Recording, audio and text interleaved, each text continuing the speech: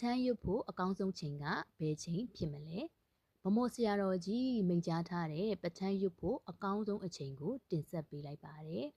ဒီဗီဒီယိုလေးကပထန်းအဋိဌံဝင်နေတဲ့လူတွေရည်ရွယ်ချက်အမျိုးမျိုးနဲ့ပထန်းဒေသနာတော်ကိုပူဇော်နေကြတဲ့သူတွေအတွက်အထောက်အကူဖြစ်မယ်လို့မျှော်လင့်ပါတယ်ရှင်ပထန်းရွတ်ဖို့အကောင်းဆုံးချိန်ကတော့ညလူရှင်းတဲ့အချိန်ပဲဖြစ်ပါတယ်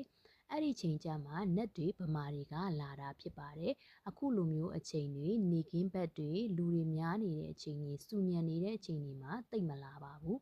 ဘုရားလက်ထက်တော်ကလည်းညနေတကောင်တော်မှလာတာဖြစ်ပါတယ်ညတကောင်နာနီးတဲ့အချိန်ဆိုရင်နတ်တွေလာလေးရှိကြတယ်နတ်တွေလာတော့ကိစ္စပြီးတယ်ဆိုတာနတ်တွေကတကိုးရှိတဲ့အတွက်ကိုလိုချင်တာလေးတွေဆူတောင်းလိုက်ရင်ပြောလိုက်ရင်ချက်ချင်းရတယ်ပေါ့နော်အဲ့ဒါကြောင့်ညင်းနဲ့လေးနောက်ကျရွတ်လိုက်ရင်ပိုကောင်းပါတယ်အတန်ထွက်ရွတ်မှအတန်ပီပီတတကလေးကြဲကြဲလေးရွတ်မှပို့ပြီးထိရောက်ပါတယ်နော်ဒါကတော့ဗမော်ဆရာတော်ကြီးမိန့်ကြားထားတဲ့ပထန်းရွတ်ဖို့အကောင်းဆုံးအချိန်ဖြစ်ပါတယ်